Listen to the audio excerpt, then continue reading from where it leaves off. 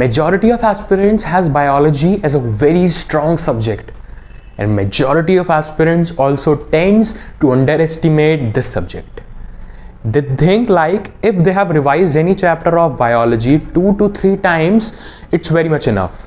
अपना काम यही हो गया है और अब हम डायरेक्ट पेपर में जाके फोड़ के आएंगे.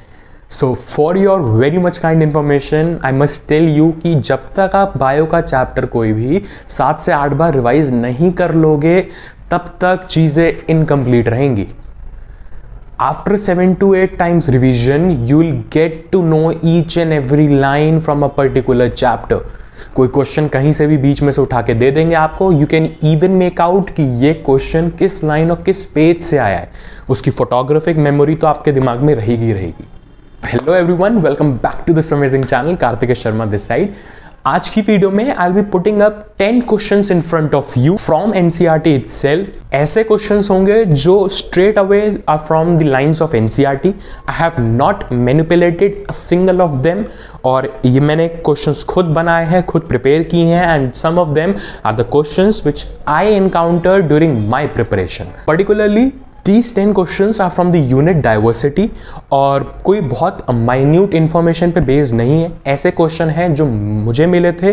ये वीडियो बहुत मज़ेदार होने वाली है. आप इस वीडियो के बाद एक अपनी प्रिपरेशन में एक लेवल ऊपर चढ़ रहे होंगे और नई बातें पता चल रही होंगी. सो आराम से बैठिए and try to find the answer of every particular question. So without any delay let's get started. Also to write your scores in the comment section below. मुझे देखना है किन किन बच्चों के 10 आउट ऑफ 10 आ सकते हैं, किन किन बच्चों के अबव 5 मार्क्स आए हैं. तो नीचे कमेंट करना बिल्कुल नहीं भूलना. पहला सवाल आपके सामने रखा जा रहा है. Itself from the chapter first the living world and the first question is isolated metabolic reactions which are in vitro are.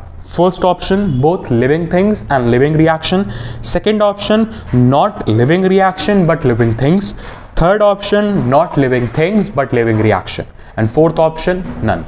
इसका आंसर सोचिए 5 सेकेंड एंड देन चेक करिए कि whether it is right or wrong. This question is from the page 5th of your NCERT, the first paragraph. Okay, moving to the second question, which is from your second chapter. Chemosynthetic autotrophic bacteria oxidizes first inorganic substances, second organic substances. इनमें से क्या किसको oxidise करता है? और if the answer is among these two, तो इनमें से भी और कौन सी वो 3-4 चीजें हैं, वो कंपाउंड्स हैं जिसको कीमोसिंथेटिक बैक्टीरिया ऑक्सीडाइज करता है. And this question is from the page 19th of your NCERT, जहां पे वो यू बैक्टीरिया में जो अलग अलग बैक्टीरिया के बारे में बता दिया है. अगर ये क्वेश्चन आपको अब तक नहीं पता थे तो इनको डिस्टिंक्टिवली मार्क कर लेना है, जैसे मैंने अपनी एनसीईआरटी में ऐसी चीजें मार्क करी थी, और इनको आगे बिल्कुल भी नहीं भूलना. Moving to the third and a very interesting question. आप लोगों ने माइकोप्लाज्मा के बारे में पढ़ा ही है, क्योंकि जस्ट इसके आगे वाले पेज में, which is page 20th, the question is first, आपको बताना है which one is correct. First option, all mycoplasma are pathogenic to animals and plants. Second option, many mycoplasma are pathogenic to animals and plants. Third option, some mycoplasma are pathogenic to animals and plants. And fourth option, none of the mycoplasma are pathogenic to animals and plants. सोचिए इसका answer, एक paper पे लिखिए और बाद में check करना है कि इसका करेक्ट ऑप्शन क्या है. Moving to the fourth question. I hope you all must know the difference between obligate and facultative. कि ये सेंटेंस एक वायरस वाले पैराग्राफ के लास्ट में छोटा सा दे रखा है, जिसे मैंने तो बिल्कुल भी ध्यान से नहीं पढ़ा था जब तक I encounter this question. So the question is, you have to find the correct option. Viruses are facultative parasite. Option number 2, viruses are obligate parasite. Option number 3, no viruses are parasite. सोचिए और इसका answer निकालिए. And this question is on page number 26. जो virus वाला जो para start हुआ है उसकी लास्ट वाली लाइन है और छोटा सा दे रखा है, लेकिन आंसर अभी जाके नहीं देखना. You have to find your answer first. उसे एक पेज पे लिखना है, लास्ट में इसी सारे आंसर चेक करना है, राइट?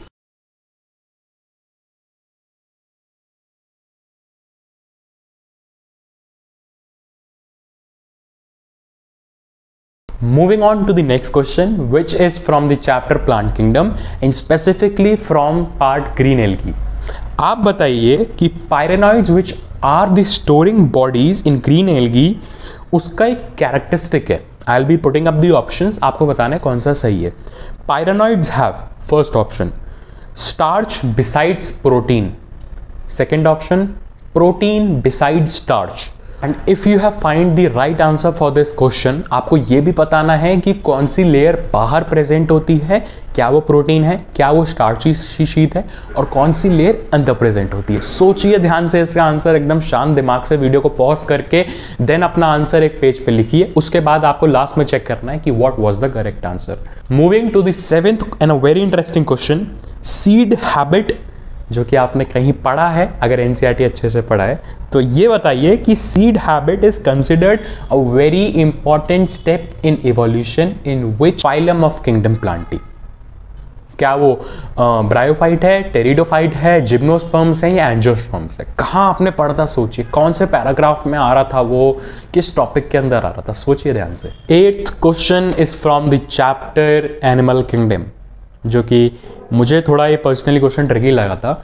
इसमें अलग अलग फाइलम्स में ना आपको कुछ सिस्टम्स मिलेंगे, कुछ ट्रांसपोर्ट सिस्टम मिलेंगे जो आपने नाम तो पढ़ लिए होंगे, बट एक टाइम था जब ये same question match the following में आया था और मैं कंफ्यूज कर गया था. आपको ये बताना है कि वाटर वैस्कुलर सिस्टम कौन से फाइलम में मिलता है, गैस्ट्रोवैस्कुलर सिस्टम कौन से फाइलम में मिलता है, एंड वाटर कैनाल सिस्टम कौन से फाइलम में मिलता है.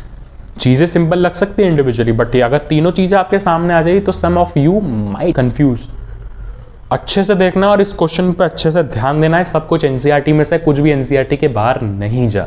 नेक्स्ट क्वेश्चन जो कि थोड़ा ट्रिकी हो सकता है, is from the phylum Annelida.